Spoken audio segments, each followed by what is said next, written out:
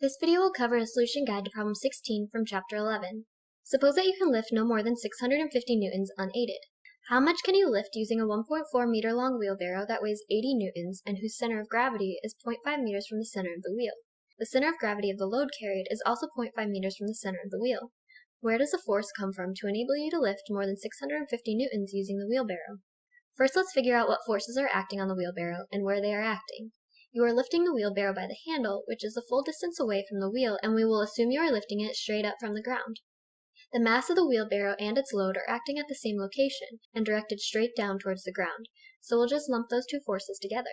And finally, we have the normal force acting on the wheel due to the surface of the ground and is therefore directed straight up from the ground.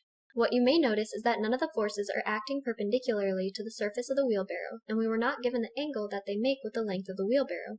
Given that torque is a cross product, we need to find the perpendicular component of the force, and since we don't know the angle between the forces and their displacements, it may seem as though we don't have enough information.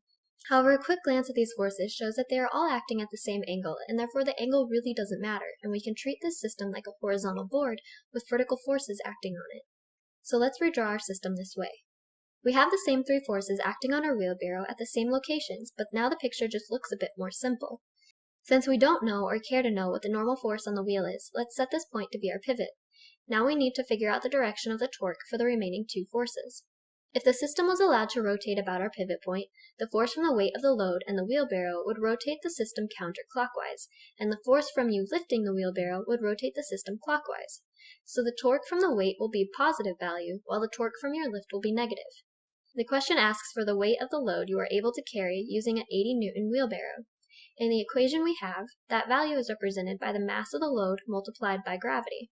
Rearranging our equation to create an expression for the desired values, we find that the weight of the load is equal to the amount you can lift without using a wheelbarrow, multiplied by the ratio between the distances of your applied force and the weights of the load and the wheelbarrow, minus the weight of the wheelbarrow.